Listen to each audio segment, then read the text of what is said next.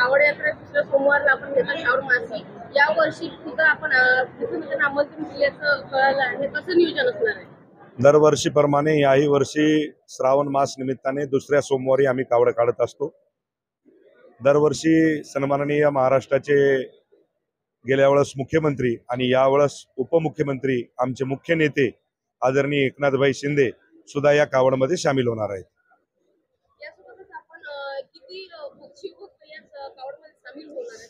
या ठिकाणी तर 50,000 माझ्या शिवभक्तांना या ठिकाणी आम्ही टी शर्ट वाटप करणार आहोत. आणि 50,000च्या वर जे बुजुर्ग आहेत, जे 30 वर्षाच्या वरचे युवक आहेत, ते टी शर्ट घालत नाहीत. अशा कार्यकर्ते म्हणजे किमान 1 लाखाच्या वर या ठिकाणी शिवभक्त या कावडमध्ये सामील होतील. दादा, आपण आमदार होण्यापूर्वीपासून शिवभक्त म्हणून प्रसिद्ध आहात. आपलं शिवभक्तीची महिमा ही सर्व जिल्ह्याभर माहिती असून आज लाखो भाविक जे आहेत, तरुण युवा आपल्या आतुरतेने या कावडची वाट बघतात. फार उत्साह आहे. त्याबद्दल काय म्हणाल? मी आपल्याला एवढंच सांगेल की एक हिंदुत्वाचा आवाज आणि एक जनजागृती की माझ्या शिव भोळा शंकर या ठिकाणी श्रावण मास हा म्हणजे वर्षातला सर्वात म्हणजे या मानलेला महिना असतो आणि त्या महिन्यामध्ये या कावड यात्रेचं आम्ही नियोजन करत असतो.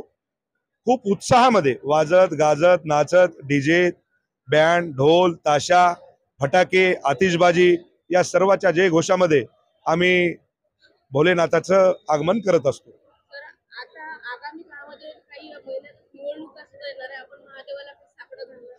निवडणुका मला वाटते की हे काय आम्हाला नवीन नाहीत. त्यामुळे येणाऱ्या काळामध्ये सुद्धा ज्या पद्धतीने तुम्ही बघितलं असेल 2019ला मी 17,500 निवडून आलतो आणि 2024ला मला वाटते की 35 ते 36,000 मला माझ्या सर्व मायबाप जनतेने निवडून दिलं. त्याच पद्धतीने आज कार्यकर्त्याची निवडणुकीच्या आता दिवस लागलेले आहेत. त्यामध्ये जिल्हा परिषद पंचायत समिती आणि नगरपालिका या तिन्ही संस्थेवरती शिवसेना भारतीय जनता पार्टीचाच झेंडा फडकल्याशिवाय राहणार नाही. याच्यात कुठल्याही प्रकारचं दुमत नाही.